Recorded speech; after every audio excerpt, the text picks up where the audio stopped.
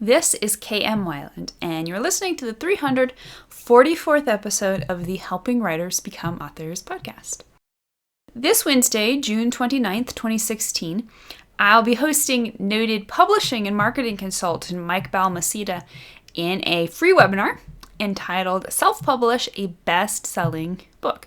Mike is a sought-after consultant to 6- and 7-figure Kindle authors and publishers, and he's going to share with us his easy 3-step method to self-publishing a best-selling book by next month. We're going to be talking about how to publish a best-selling Kindle book, how to generate monthly passive income from your writing, and lots more. So I hope you'll be able to join us for the free webinar this Wednesday, June 29th at 7 p.m. Eastern Daylight Time. The latest post on my blog is how not to write satisfying action scenes. Turns out the secret to great action scenes isn't the action. Learn why Marvel's The Incredible Hulk's action failed and how to make readers adore your conflict. This is the second in the series, The Do's and Don'ts of Storytelling According to Marvel, which you can find on my site at helpingwritersbecomeauthors.com. And now I hope you enjoyed this week's podcast entitled 5 Secrets of Complex Supporting Characters. Supporting characters don't get nearly enough love. We come up with amazing protagonists who do amazing things, and we labor to give them solid and complicated character arcs. But after all that work on the story's forerunner, what happens to the supporting characters? Too often they're an afterthought. Of course, your protagonist needs a dad, a best friend, a little old neighbor lady, so you stick them into the story. You can see them already, right? But the sad part is many writers get no farther than that in planning these incredibly important characters. Even the best of protagonists can't carry your entire story. You need a cast of supporting characters who are every bit as complex, rounded, and interesting in their own right. Not only do complex supporting characters create a more interesting and realistic world for your story, they're also crucial ingredients in rounding out your protagonist. Robert McKee says in his book Story, in essence, the protagonist creates the rest of the cast. All other characters are in a story first and foremost because of the relationship they strike to the protagonist and the way each helps to delineate the dimensions of the protagonist's complex nature. So does this mean you must create a complete character arc for every single minor character in your story? Definitely not. Many of your supporting characters will have comparatively tiny roles, perhaps only appearing for a few scenes. Fleshing out an entire character arc for all of them would land somewhere between that's crazy and that will make you crazy. Suffice it that it's overkill.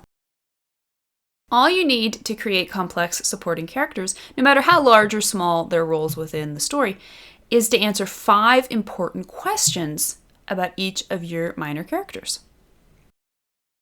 Number 1, what does this supporting character want? If you're only going to ask one question, this is the one.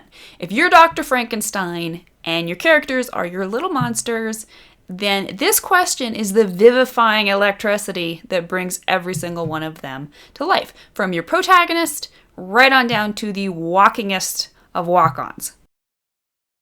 Take a look at your cast of supporting characters. I'll bet you a lot of juice you're going to find one of 2 things. 1, they really don't want much of anything. Or 2, if they do want something, then that desire is either A, help the protagonist get what he wants, or B, stop the protagonist from getting what he wants.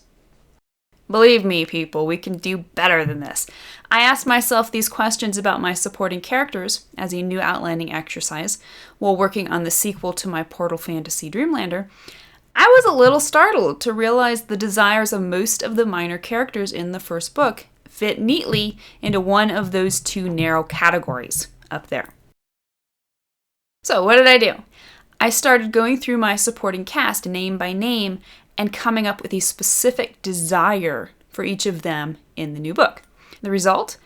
Every single character, the protagonist's relationship with them, the main conflict, the entire plot, they all instantaneously bounced into a new dimension. Boosh. Mind blown. Try it. I guarantee your minor characters will go from inconsequential smiling heads to full-on plot catalysts and genuinely interesting human beings. Question number 2. What is your supporting character's goal? It's not enough for your supporting characters to sit around wanting something. They need a plan of action for how they're going to obtain their goal. And this is where things get fun, because just as with your protagonist's goal in the main conflict, your minor characters need to discover that the course of good storytelling never did run smooth. They're going to have a really hard time getting what they want. They're going to meet serious resistance. Conflict, baby. Conflict. But you want it to get even better? The majority of that resistance should be the result of other characters' goals, particularly the protagonists, getting in the way of the supporting character and vice versa. So let's say your protagonist is a spaceship pilot whose goal is to go off and save the galaxy. Now, let's say he has a mother who loves him and who desperately wants to keep him from harm's way. Her goal is to stop him any way she can, even if it means lying to recruitment officers or maybe even breaking her son's hand in the door to protect him. Talk about conflicting goals. Question number 3. What lie does your supporting character believe?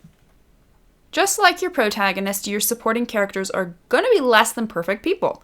Their motivations for their desires and goals will be driven by their own complicated and often detrimental perspectives on life. The fundamental heart of every character arc, however complete or cursory, is the lie the character believes. This is what creates the underlying personal motivation and justification for everything the character desires and does. So let's return to our overprotective mother from the previous example. Her lie might be that she failed to protect her older son, who has already died in the war, and so she must do anything short of murder to keep this second son from also dying a hero's death. Or it could be something much smaller and less injurious. In Charles Dickens' Little Dorrit, the protagonist's older sister and brother believe they must do the family credit by acting high and mighty in order to somehow make up for the fact that their father has been in debtor's prison for 20 years. This creates a wonderful undercurrent of conflict with the protagonist, Amy, since she both recognizes the folly of this approach and rejects it as ignoble. The lie marks the starting place for your supporting character. It's the mark on the wall showing how tall he is at the beginning of the story. At the story's end, you'll create another mark to contrast the first and show how far the character has advanced or retreated over the course of the story. Every prominent supporting character in your story should be different in some way at the end from how he is at the beginning. Question number 4. What flaw results from your supporting character's lie? Out of belief comes action. On some levels, that's the theory of the novel unto itself. It's not enough for your supporting characters to simply have a false belief. They must then translate that belief into flawed behavioral patterns. The great script doctor John Truby delineates 2 possible categories of flaws. Number 1, psychological flaws. These are interior weaknesses that harm only the character himself. For example, Po in Kung Fu Panda believes he has no worth because he's a fat, smelly slob of a panda with no innate skills. It hurts every day just being himself.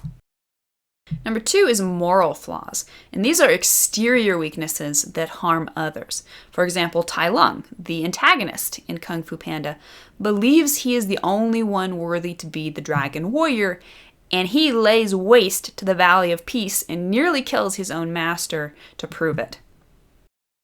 Now note, moral flaws are inevitably extensions of psychological flaws. Arguably, Poe's self-revulsion harms others, since it keeps him from realizing his true power to protect the valley.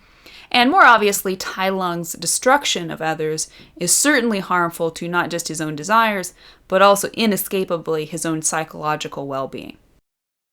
Your supporting character's flaw will be tied up in his desires and goals, but it can also be a standalone characteristic of its own.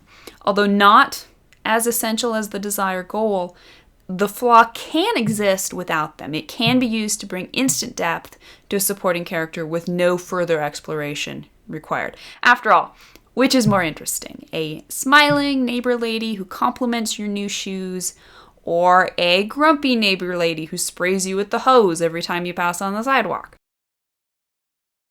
Question number 5. What truth will your supporting character discover? When I say well-rounded supporting character, what image springs to mind? A circle, maybe. Makes sense because well-rounded characters must always come full circle. Remember how your character's lie created a mark on the wall at the beginning of the story, showing where he started out. That was the setup. Come the end of this character's participation in the story, you're going to need to pay off that setup. And you do that by providing the supporting character a moment of truth.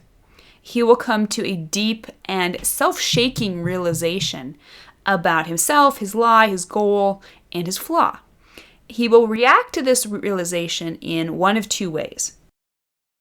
Either he will embrace the truth and reject the lie, ending on a positive note, or he will reject the truth and cling tighter to the lie, ending on a negative note. Because your supporting character's lies and truths will be much smaller and less complicated facets of your protagonist's lie and truth, their journeys will be correspondingly much more simplistic. You don't have to plot every single beat of the supporting character's evolution. The less prominent the character is, the simpler the comparison of his before and after states can be. For the vast majority of supporting characters, you can get away with hitting just 2 major beats. The setup, in which you introduce his lie, flaw, want, goal, and the payoff, in which you at least hint at the moment of truth. So see how this works? The desire, goal, and flaw will bring characterizing dimensions to even the most cursory of roles, while the setup and payoff of the lie and the truth will sketch at least the essence of an additional arc that supports your protagonist's main journey. It's easy, it's fun, and its effect on the complexity of your story is absolutely transformative. So give it a try. Thank you for listening to the Wordplay Podcast. To read a transcript of this episode, you can visit my website at helpingwritersbecomeauthors.com. And be sure to check back again next week.